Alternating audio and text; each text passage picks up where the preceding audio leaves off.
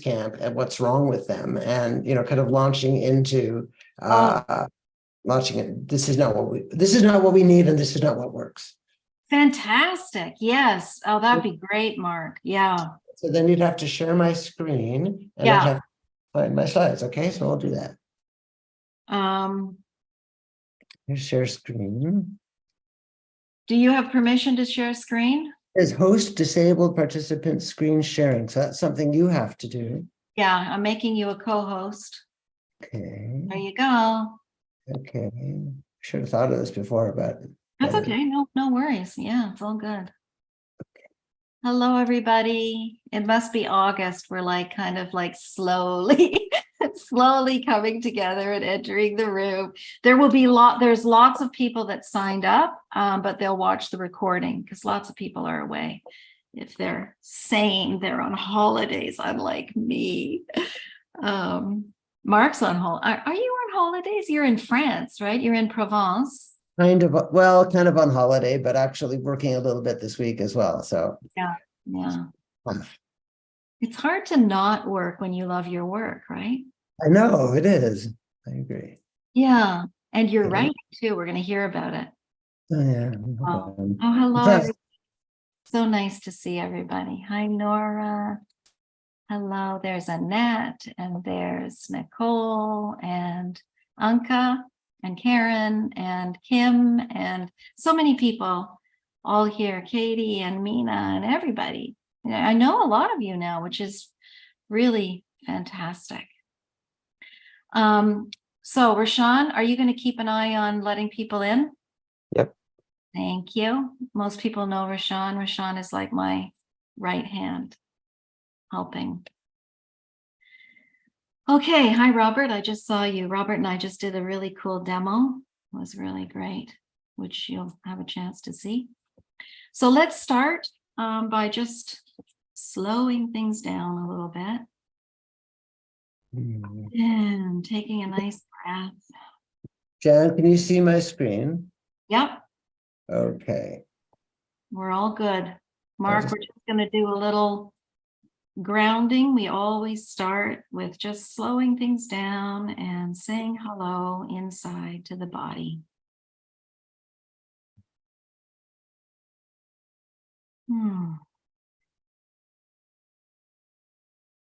So today we're going to explore with Marc Lewis all about addiction. And just notice where that comes into your body, into the felt sense. Yeah. Kind of a heavy topic, but we'll have fun. You got to have fun with this stuff, right, Mark?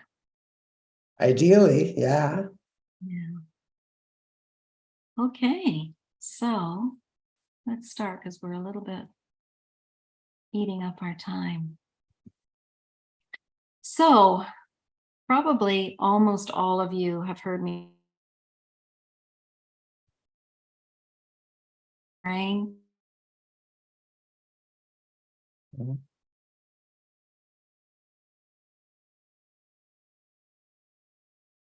What, Jan? Jan? I think it froze. Dinner together and we share ideas. You just cut out a little bit, Jan. But you're back. I think your screen froze, but now it's okay. Or is it? Are you still with us?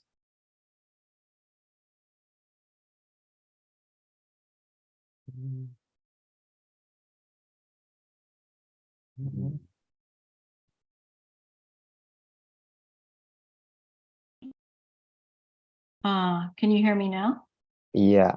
I'm sorry, you guys. They're doing work on our sewers on the street, and I think maybe it's somehow interfering with things. I don't know, but Mark, can you hear me? Up, Jan. Yeah, I hear you fine. It was a little broken up just then. I know. Apologies. I think it's on my end with construction here. So, so let's get started. Mark, I wanted you to share your work around what you'd written about in Biology of Desire and this whole kind of debate that we get into back and forth about whether or not addiction is a brain disease. And so I'm going to let you take it away. I think you've got a few slides to share as well, and then we'll have some time after for questions. Okay. So this is a position I've been putting forward for quite a few years now. And in a way, I think a lot of other people are coming along and thinking that calling addiction a disease is really an old-fashioned and clunky way of thinking about addiction.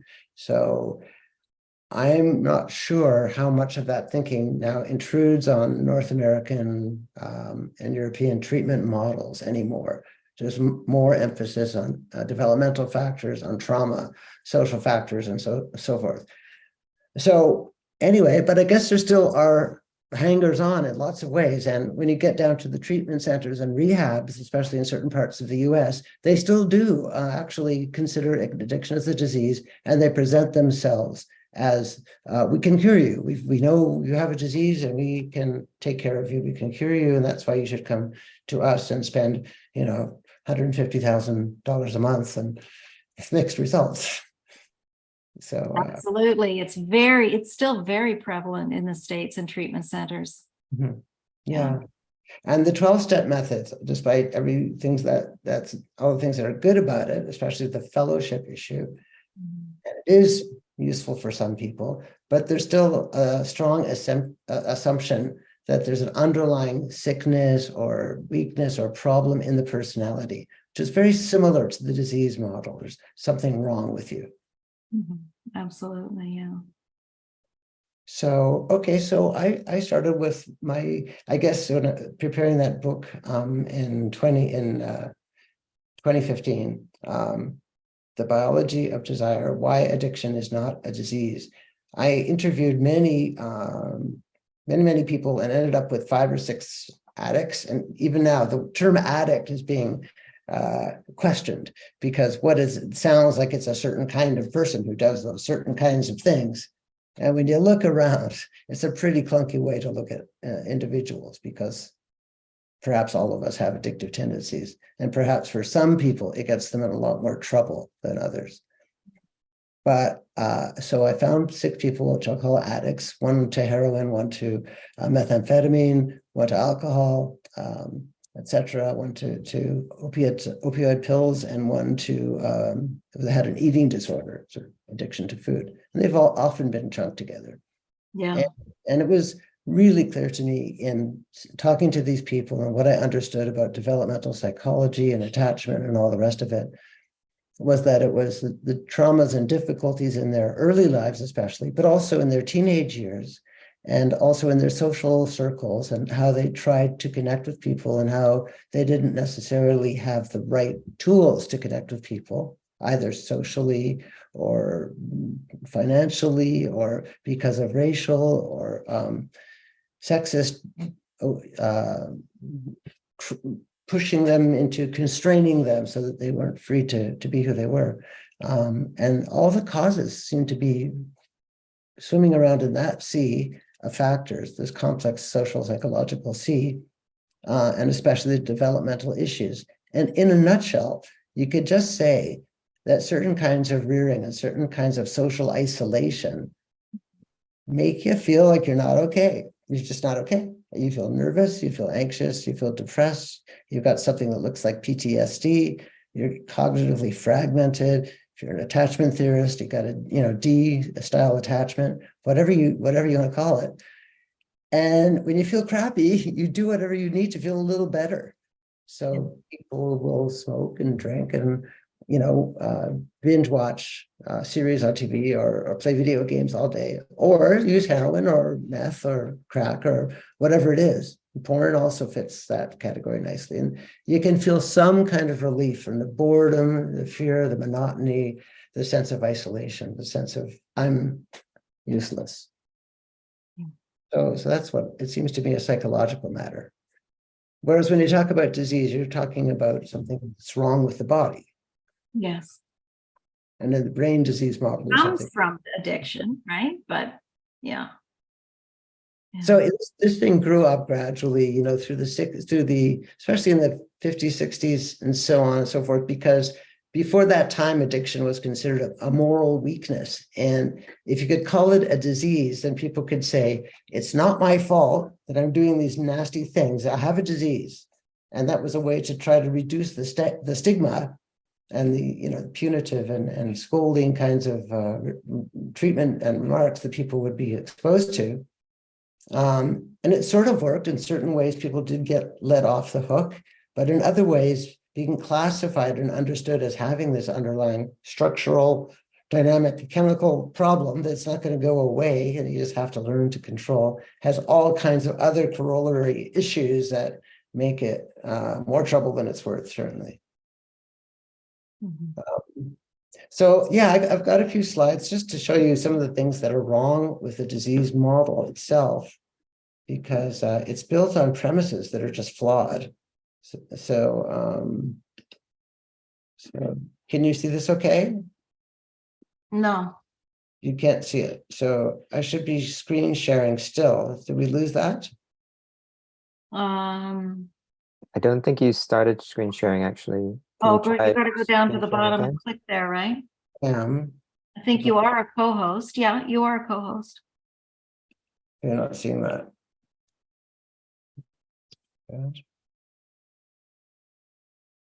You said you could see my screen earlier, Jan. No. No, you couldn't. I think she was mistaken. Yeah. No, I didn't say I could see it. I just said that I'd made you a co-host. Okay. Did you click on that little green thing at the bottom for screen share? I'm not seeing it on this. I'm not seeing it here. Try and make your Zoom meeting window wider, or click on wider. So that you can see it, maybe, or click the more. I think exit full screen, actually. Oh yeah. Sure. But I'm still not seeing. Click the more at the next to leave. There's a more button. You see screen share there. The wonders of technology. Where are you? Are you sure he's his co-host, Jan? Oh yeah, I can see your co-host. Yeah, you're a co-host. Let's forget it. Just talk to me, Mark. Right, final thoughts. Yes. Okay. Just talk to me. We always talk. So. Yeah, we do. Okay, well, some of the premises that went into the disease model, it really picked up and became the brain disease model, because where else is the disease supposed to be located, right? If it has to be a physical disease process, it has to be in the brain. And the premise was that the disease was caused by the use of substances, by alcohol and drugs. Mm-hmm. And that's a pretty strong proclamation. So using these things messes up your brain, and now you can't think, and now you can't inhibit, and you can't control yourself. The problem is that the idea of brain change in addiction, which you certainly can find, doesn't imply brain disease. Yeah. And the reason for that is because the brain is always changing. And when you develop a new emotionally loaded activity that becomes habitual, it's bound to occupy many, many circuits that are interacting with each other, and that's brain change, and that's learning. The same thing happens when you learn music. You would expect brain change. The same thing happens when you go to psychotherapy. Your brain changes. It's almost like a ridiculous proposition. It's like, I remember reading when you talked about, how the brain changes, for example, when you fall in love.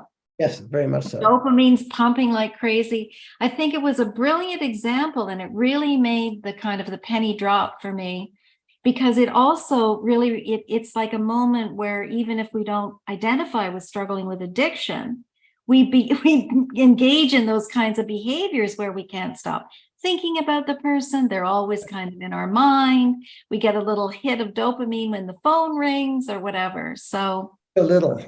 Yeah. But that's right.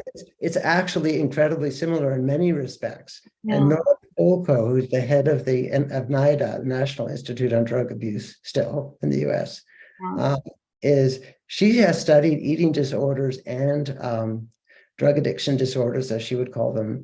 and sees very similar brain changes. Changes actually in the underside of the prefrontal cortex, what's called orbital frontal cortex, that processes the value of people and faces and activities. How good is this? How fun is it? How bad is this? Connected to the striatum, the action part of the brain, connected to, as you say, the dopamine system, which ramps up the fuel for some of these cellular activities. And indeed, when whether it's falling in love, whether it's eating delicious food, or whether it's going for a hit of cocaine, you're seeing very similar kinds of activities and changes, which, yeah, continue to spiral as those rewards become more and more built into a person's lifestyle. Yeah, yeah.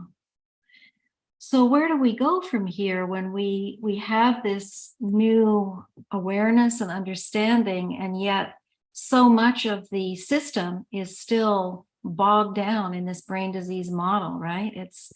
So we're seeing similar things that seem to describe a brain that has is focused on something it wants, and that's really all we're seeing.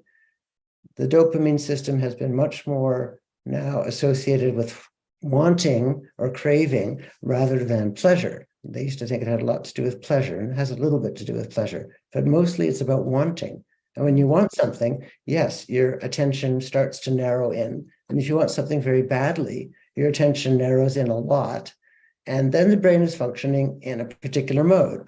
I want this. I'm going to get this no matter what. Even if I don't have enough money, I'm going to have to steal some money, whatever it is. I think one of the most interesting things is when you think about the brain doing that and falling inward and becoming more and more constricted in terms of what it is processing as rewarding. This is what I want. This is what I want. And it can't go outside of that box. Then you also see that this person is not going to be able to connect with society in any sort of way that provides relief. They're going to become, their friends are going to leave them. They're going to disconnect from their families. They're going to experience a lot of isolation. Whatever trauma they've already experienced is going to be exacerbated by the trauma of having to be a drug addict in a land where drugs are not legal, and therefore you have to break the law and do all kinds of other very strange things in order to get the reward that you really feel you need. Yeah, yeah. And that it fits so nicely with the way that Steve Porges talks about the social engagement system. There's just completely, it's just offline when we fall into these addictive cycles. Yeah. So I'm on a panel in Oxford next month where we're exploring the question, is trauma always the root cause of addiction? So I wanted to ask you about that before I'm on this panel. What do you think about that? We've touched on it before a little bit. Where are you at with that now? There's been so much about trauma lately, right, as you know. Yeah. And yeah, there's different levels of trauma. There's different degrees of trauma. I think in a way it's a no-brainer, no pun intended. Well, the pun is intended, actually. It's, I mean, trauma, most childhoods have rough spots. Going to school is difficult and painful at the beginning in junior high, especially, but also when you first go to school when you're 1 or 2. A lot of kids feel some separation distress, anxiety, shame about their own bodies, their manners, their aggressions, their dirt. You know, you can't get all the way through childhood without running into some kind of trauma. So then the question is, how much trauma? And there's the scale. I don't know if you guys use this thing, but it's called the ACE. ACEs, right? Yes, yeah. So what's it called? ACE. Adverse childhood experiences, yeah. And if you add them all up, the types of adverse child experiences, then you get a score from 1 to 8. And anyone who's had more than 2 or 3 types of trauma in their childhood and adolescence is their probability of becoming addicted to something is much higher. It's pretty much a linear correlation between those 2 lines. The ladies' work, beautiful work. Yeah, it is beautiful work, and it's really unquestionable. So yeah, the more bad things happen, the more likely you are to become addicted to something. And what, bad what- things are happening in the world without, even if you had the sweetest childhood. I mean, look at what we're dealing with now with climate change, forest fires everywhere, and floods. It's a very intense time in the world. oh yeah, it's a traumatic period. It's a And traumatic period. wars have also been we've been through a lot of traumatic periods already. Yeah. So it's not that that's not that new, it's just that it's current. It's current, and I think the way that things are with climate change is new because it is just more urgent than it was before. I mean, the world can't last forever and ever and ever while we're dumping all over it. So Yeah. it's a kind of angst that young people have that in our generation we didn't have, right? Yeah. And Yeah. it's Plus yes. COVID. I mean, geez, like, yeah. Yeah. Like, yes, people are very anxious about these universal problems, and they have every reason to be. So that can lead to, but what I want to be interested in is what's going on between the trauma and the phase of addiction. So why should they be connected? What's the point? And the way I see it is that trauma, it's very simple. Trauma produces shame and isolation. And those are the two main outcomes of trauma: shame and isolation. The sense of, someone did this to me, and that means I'm not okay, and I'm not very good, and somebody, got me and put me into this place, and hurt me and shamed me, and etc. Those are the really heavy duty traumas that people experience often in adolescence. And they lead directly to depression and anxiety disorders. Directly, right? So if that's the case, if you're going around feeling depressed and or anxious, they often correspond, then you need to feel better. It's not okay to wake up every morning under a black cloud. It feels horrible. So if you can feel a little bit better because you take some uppers, or you've got you're coming down with opioids later in the day, or you just want a couple of drinks at lunchtime to get the breathing going or whatever it is, and not feel so like that. That's how it starts. Yeah. So you've made some shifts in your own career over the last little while. Retired from teaching at the university, and you've moved into doing psychotherapy, right? Yep. Yeah. So tell us a little bit about how are you working much with addiction in your psychotherapy practice? And I know you're into internal family systems a lot, and you're writing a book. Yeah. Tell us about that. Yeah. It's internal family systems is particularly well tuned to addictive problems, because the classic, almost cartoon version is when you have the devil on one shoulder and the angel on the other. Right? Yeah. I really want to get high. Better not get high. Don't you dare, you stupid piece of shit. Don't you dare. Don't you even think about it. Yeah. And that's a real thing. And it's going on right in there. And it's tense and difficult and confusing. So in IFS, we would think of that as two parts of the self that are clashing. And when people get too much shit from their critical manager, shall we say, too much, you're an awful person, how could you do this again, they're even more likely to go out and seek drugs, because that other part is saying, I've had enough of this, I can't stand being talked to that way, I'm going to go out and get high and screw you. Yeah. So you work with that conflict, that inner conflict, the power struggle. Yeah, and it's a real thing. It's a real, battle, if you like, that goes on. It can go on several times a day. It can go on several times a night. Yeah. With various things, whether it's addiction or procrastination or whatever it is, that inner conflict, we work with that a lot with the critic in focusing oriented therapy as well. Yeah, right, sure. The thing about substance use and other things like porn, for example, they're just so sort of not volatile. They're so frowned upon, so deeply denigrated by our society. It's not okay what you're doing. And so that external critic gets a lot of ammunition. Yeah, absolutely. So are you enjoying the work? Yeah, very much. I do. Yeah. I see not only people with addiction problems, but every garden variety client that walks in. Yeah. And you usually find, you always find, not usually, you always find that in addiction, there is underlying depression and anxiety. Yeah. It has Why to. else would you be Why doing else? it? If you're living a feeling good life. fine, if you're feeling good, don't get all that trouble. Yeah, so in polyvagal terms, we would say addictions don't occur when you're living in the ventral branch of the vagus. You don't need them. You're socially engaged, life is good. Yeah. Very much so. It's pretty simple.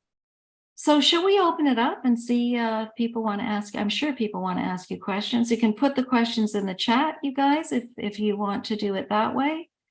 Let's go back maybe to gallery view, Mark, and we'll see everybody. Mhm. I'll remove the spotlight.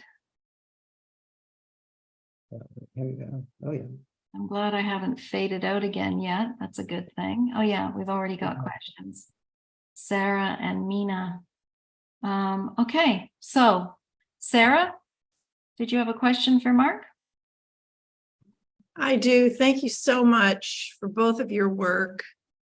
I have exercise bulimia, compulsive eating, and I really appreciated the part in your book, Mark, where you included a woman who had issues with compulsive eating.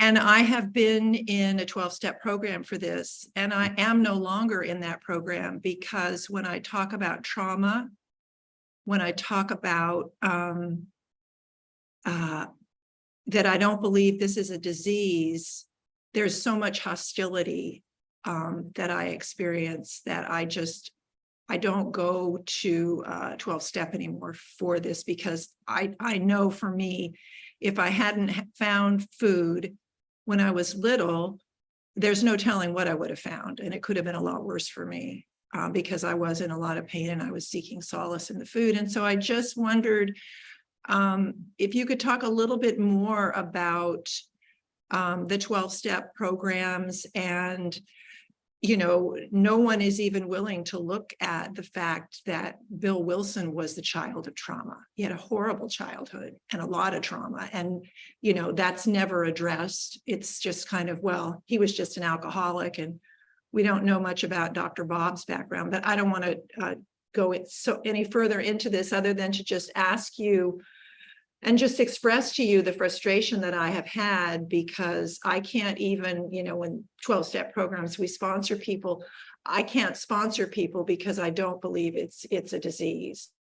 So it shocks me to hear that 12-step is still so adverse to any kind of introducing other factors, social, psychological, developmental factors. Like, is that common in 12-step still? Like trauma is not allowed in the room? That's crazy.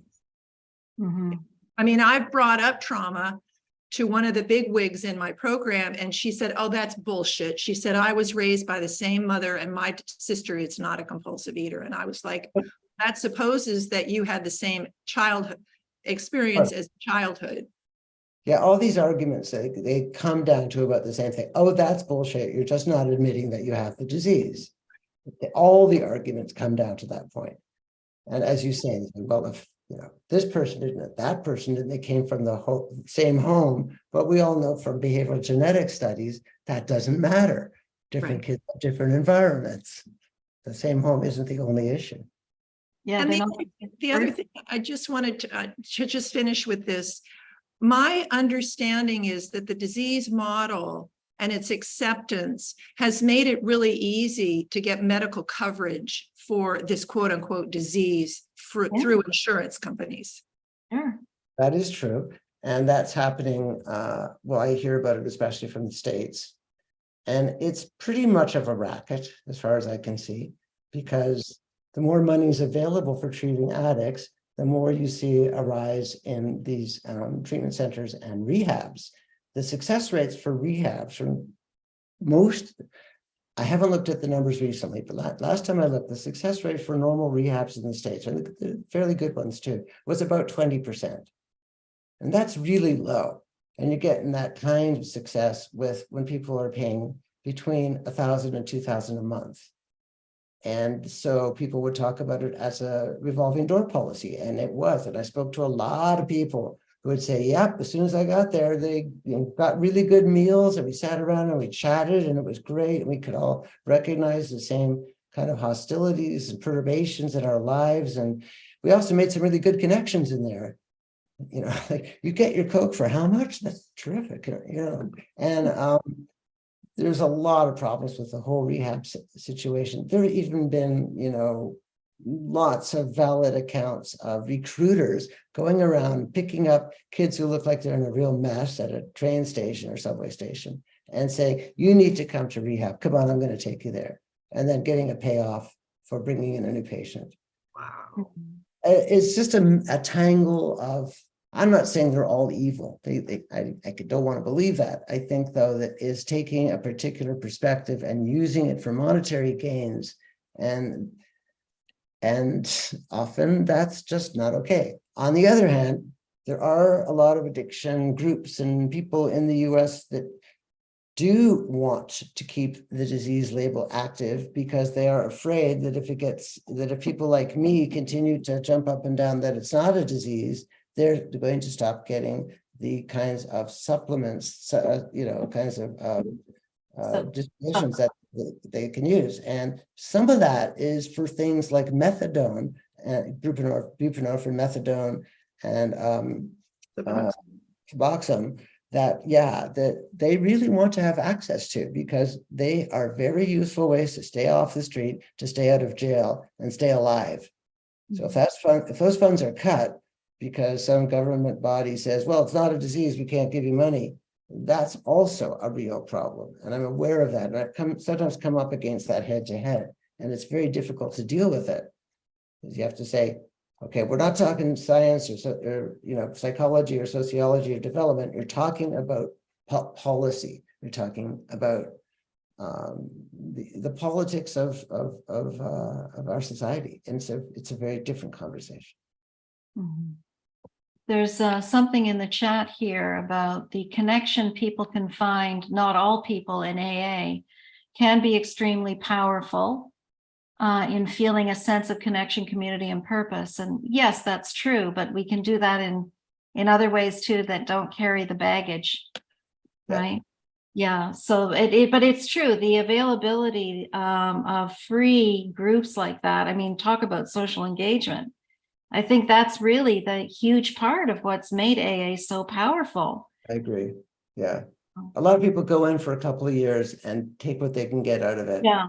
And then leave because they get that. They get that they can't keep going that way. Yeah. I did do a talk at an AA group. It was Berlin. And they were actually very interested and keen to hear about understanding addiction through a polyvagal lens or a non-pathologizing lens. So I think there is some of that, but it's not what I'm coming across still these days. Mina, you had your hand up. Yeah, hello, everybody. Hello, Mark. I'm so happy to be here and hear you talk.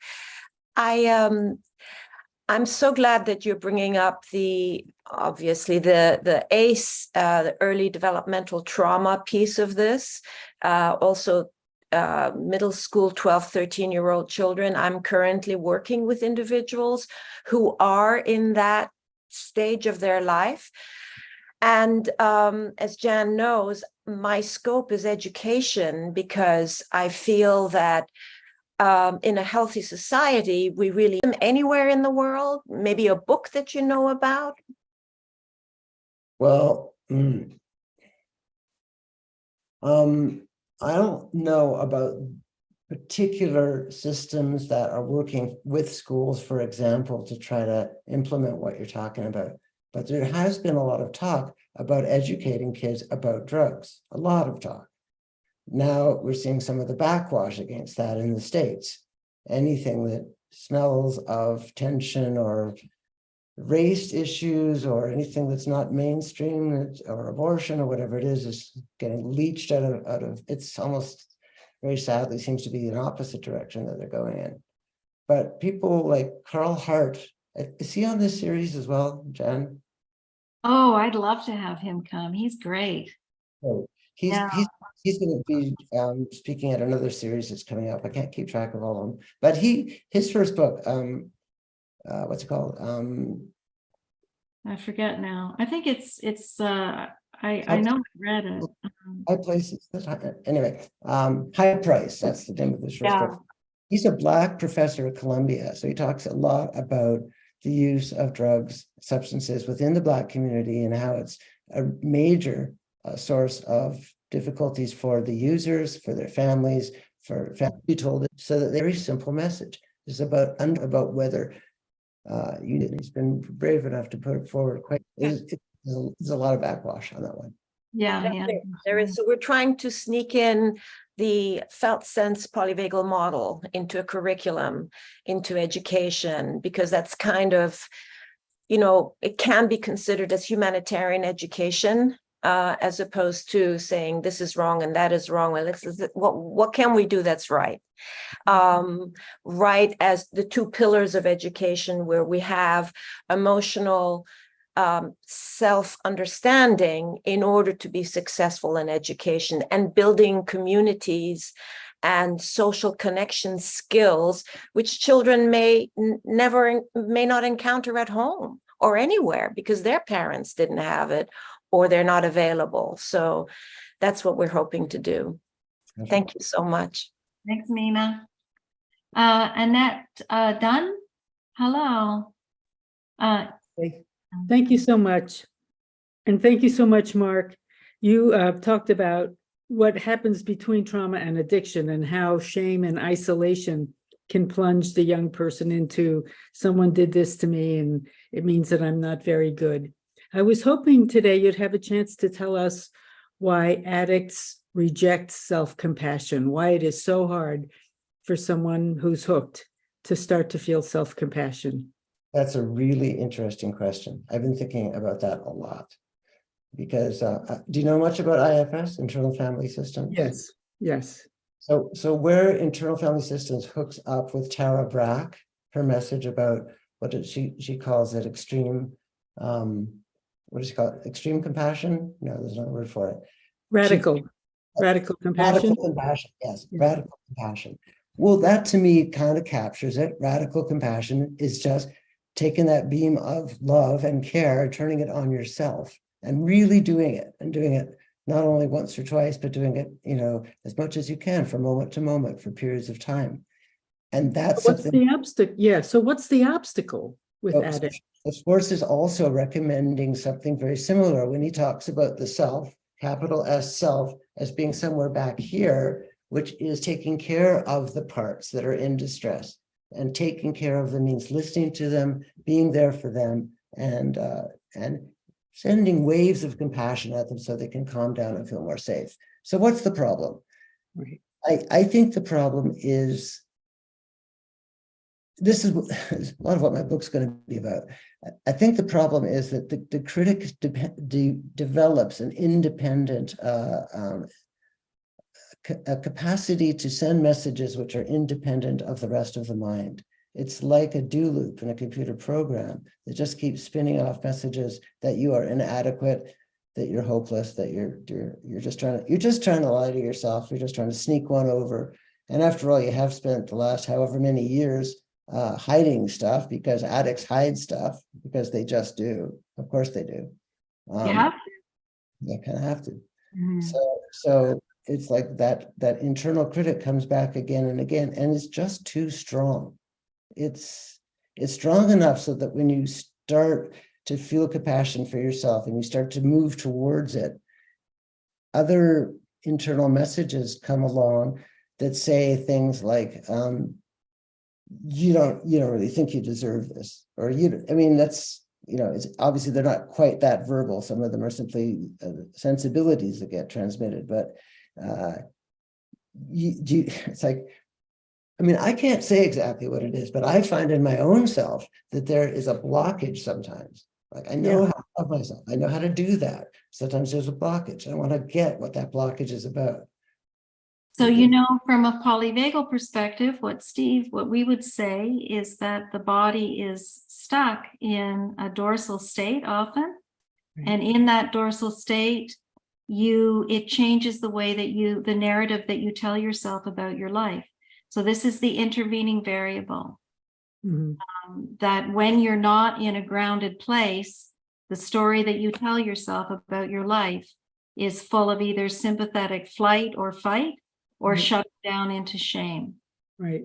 So we would use the body very much through working through rewiring as a way of working with the critic.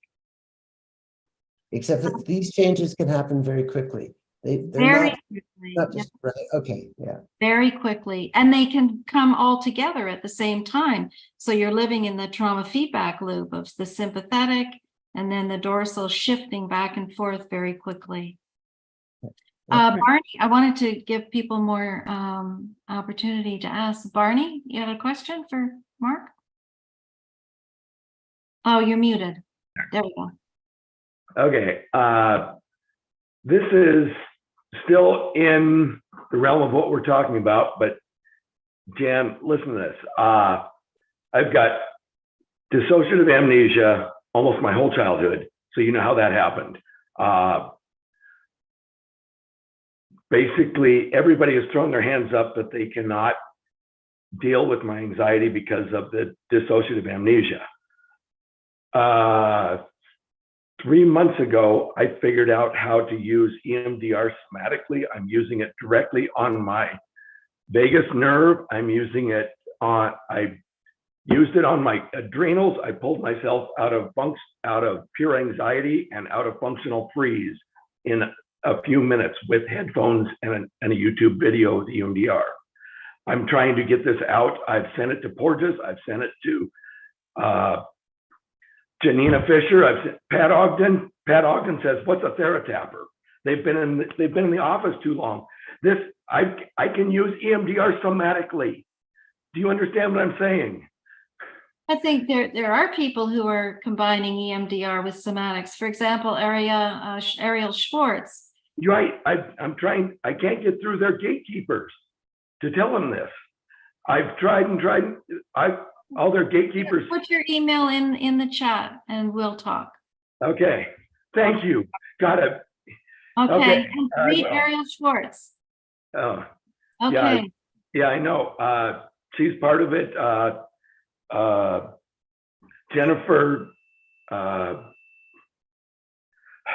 Jennifer Sweeten is part of it.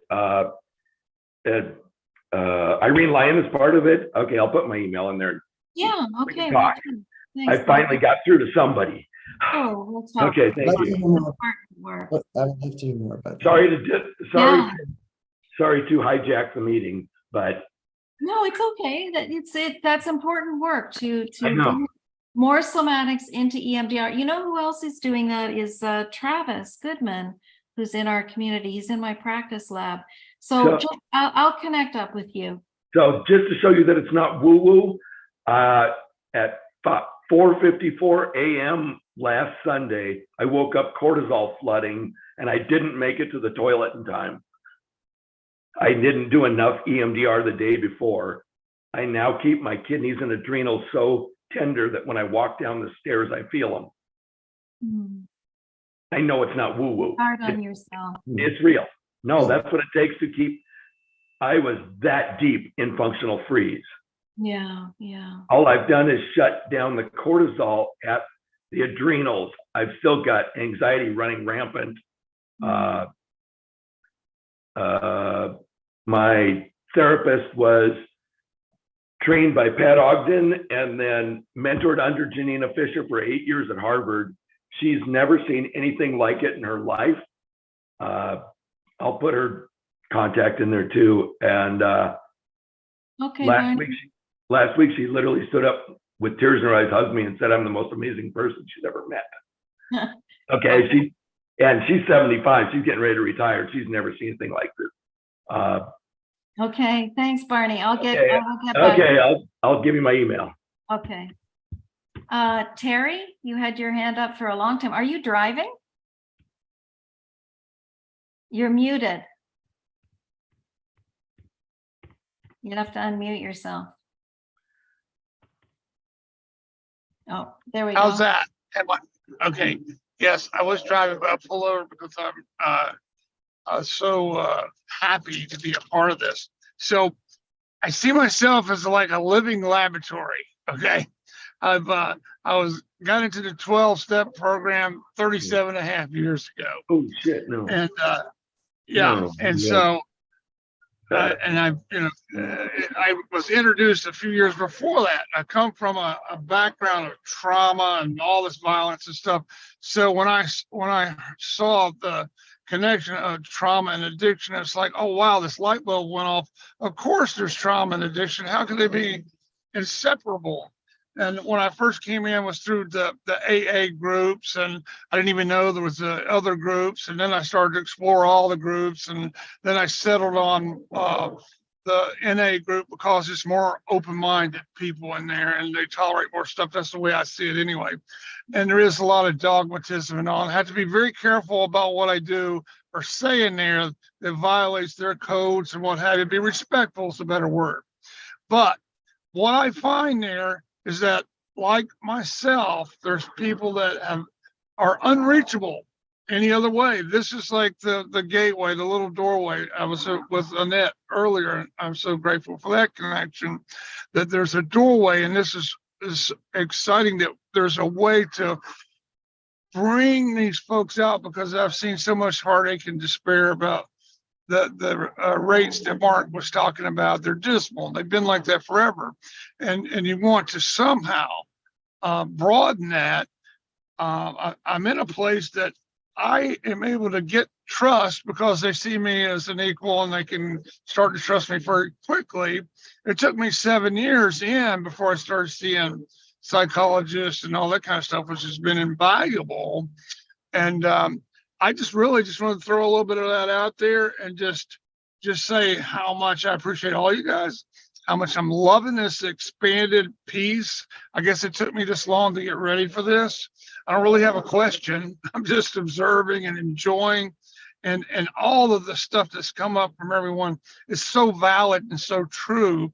And the bottom line for me is, how do I help more people? How do I help more people better? And that kind of thing. So that's what I got. Thank you so much for letting me share with you guys. Mm.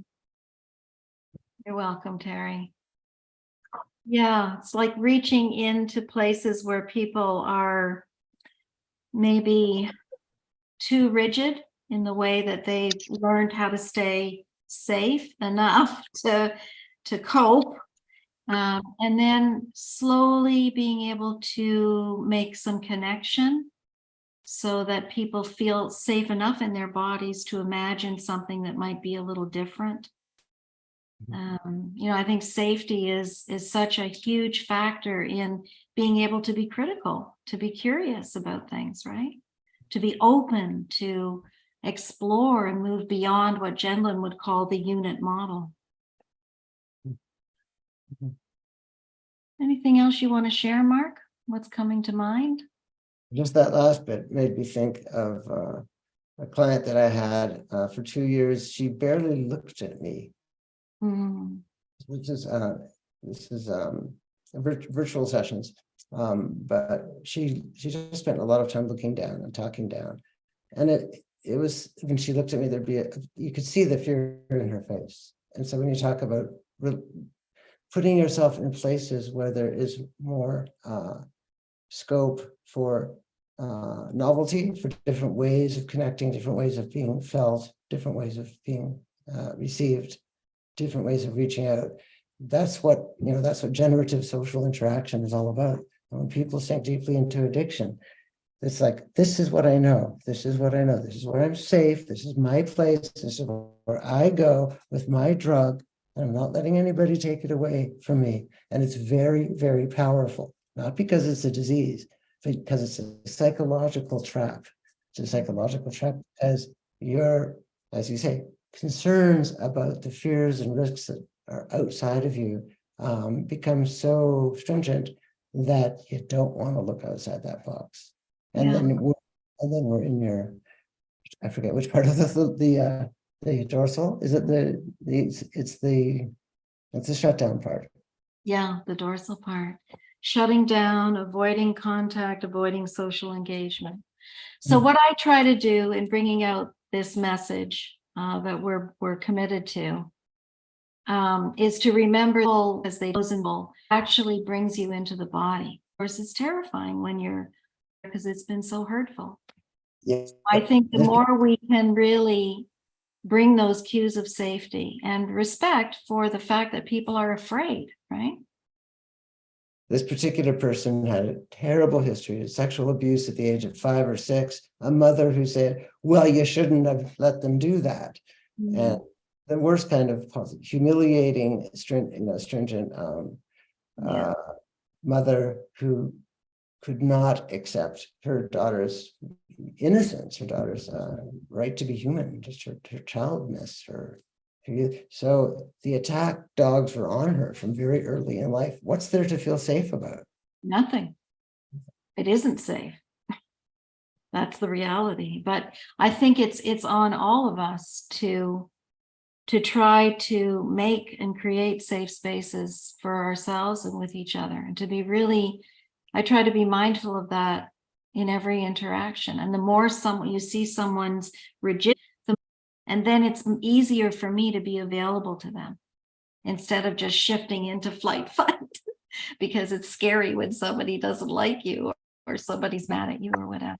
But there's no question, this is it's still a huge area. And you've given me and us, Mark, really like a lot of really powerful knowledge and awareness around how we can understand addiction in different ways, in many different ways, right? I'm glad for that. It feels very good to me to hand it over. I'm Yeah. doing this. I know. I had to kind of talk you into talking about addiction again. It's okay. When people like you are. But you did, and I really thank you, because I think you'll see, even from this conversation, that the debate is still very alive. I know, but when you're asking the right kinds of questions, it's all the more optimistic. And you Yeah. are. That's what you're doing. So I like that. Yeah, yeah. Thank you so much. Thanks You're so much. And enjoy Provence, and we'll see you when you get back home. Okay, I'll see you Have then. dinner again. Thank you for all your work, really beautiful work. Mark is an incredible writer. If you have not read his books, really beautiful writer. Yeah, Sure. and I'm really excited about your next one. Thank All you. right. Okay. Goodbye, everybody. Be safe, be well.